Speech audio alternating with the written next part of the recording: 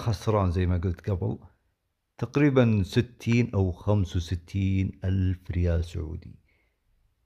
البقايا اللي بقى منهم تقريبا يجي لي يمكن 5000، ووقفت. الآن رجعت بقوة وفي تطور. طيب حلو. حاليا أنا أتكلم عني أنا، الموضوع لا توصية ولا هم يحزنون، لكن أنا أبي اللي هو سهم، هذا السهم سول.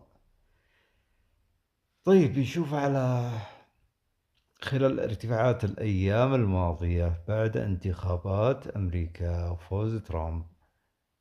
الموضوع صار فيه شوية، ما هو شوية، الانتعاش قوي على مستوى الساعة. ما علينا.